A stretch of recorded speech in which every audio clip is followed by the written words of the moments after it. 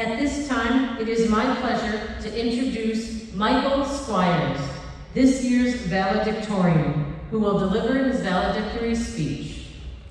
Good morning, everyone. I want to start off by thanking everyone who has helped us get here today. Thank you to the administration, especially Mrs. Gilio and Mrs. Fox. They have done an exceptional job at creating the best senior year that they could for us, given all of the challenging circumstances. Thank you to the teachers who truly care about their students and go far beyond what's required of you. Thank you to our parents and family who have stuck with us through our adolescence and challenging teenage years. And thank you to my fellow classmates of our graduating class of 2020. Anyone who knows me or has heard me speak before knows that this will not be your typical graduation speech. I'm not going to stand up here and give you a speech full of corny cliches.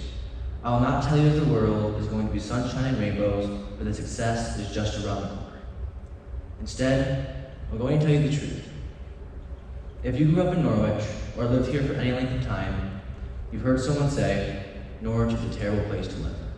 It's easy to trash it. The poverty rate is almost double that of the national average. Recently, our school district was ranked as one of the 50 worst high schools in upstate New York, and Norwich is one of the top 20 fastest shrinking cities in the state. Those are the facts.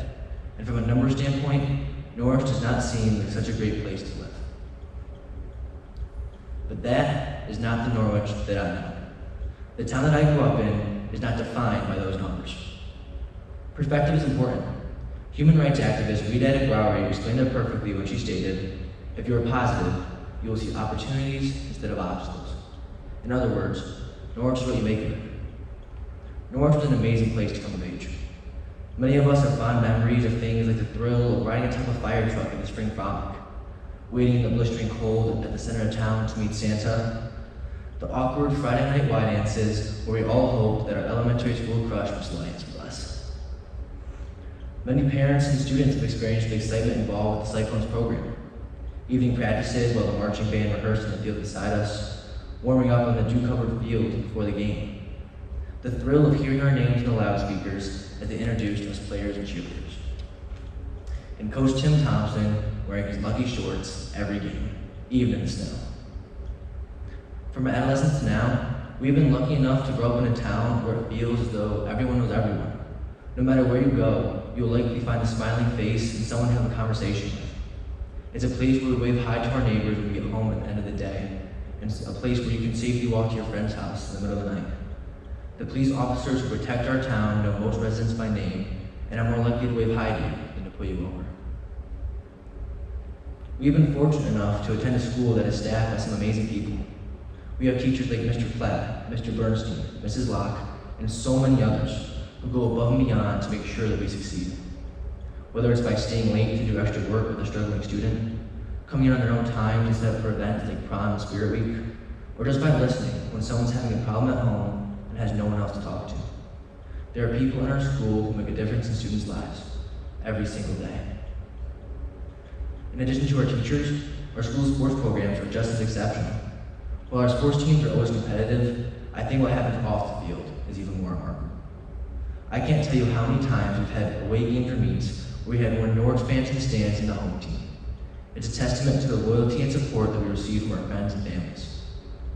Perhaps the most legendary thing about Norwich sports, though, is the intensity and passion shown by our coaches on the sidelines. The names Hagenboo, Christie, and Bennett come to mind. Now, it's true that we aren't the wealthiest school. We don't have the same facilities or opportunities that some other schools do. But not being handed those things has given us something much more valuable. It has taught us the power of perseverance. We have learned how to prevail with and succeed with what we have. As with so many things in life, a disadvantage can be overcome by simply outworking and outlasting everyone else. Former President Calvin Coolidge said it best when he stated, nothing in this world can take the place of persistence. Talent will not, genius will not, and education will not. Persistence and determination alone are omnipotent.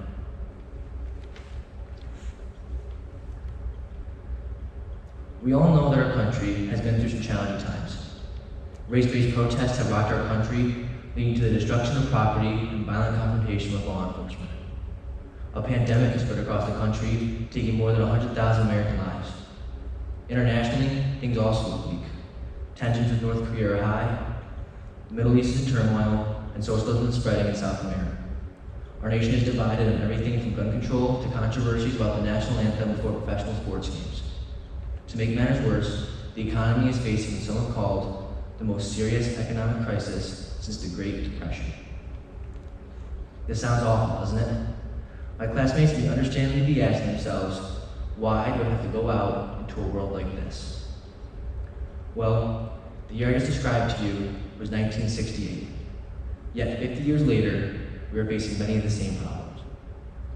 What I'm trying to say is that every generation will have to face certain challenges. They will always be here, and they're not going away. But these are the cards we were dealt, and now it's up to us how we play them. I know that we have lost a lot. We have been robbed of the traditions and celebrations of our senior year. The culmination of our high school careers was nothing that we hoped it would be. But ultimately, those things are out of our control, so there is no sense of obsessing over it. We need to focus our energy on factors that we can control. And what we can control is how we approach our futures. Like I said at the beginning of the speech, I'm not going to lie to you. There will be times in our future that will bring our strength and character into question. Statistically speaking, it is almost guaranteed that many of us who are graduating here today will face certain challenges. It's likely that some will face problems with addiction. Some of us will have marriages that end in divorce. We will be fired, laid off from jobs, and all of us will have to deal with the death of close friends and relatives. There are a lot of tough things that we will have to face throughout our lives, but I believe we are prepared for those times. I want to leave you with these thoughts. When I look out onto our class, I do not see victims of circumstance. I see a group of people who have persevered through tough times and never lost sight of the end goal. We have been given the tools necessary to succeed. We have learned to make the best of every situation and to find what makes us happy. We are backed by a community of friends and family that have sacrificed for our well-being and success. We have learned that where we start does not determine where we can go. Norwich has given us a lot the past 18 years, but perhaps the most important thing it has taught us is as we look out into this world that we are entering, we can see obstacles or we can see opportunities. The choice is ours. Thank you.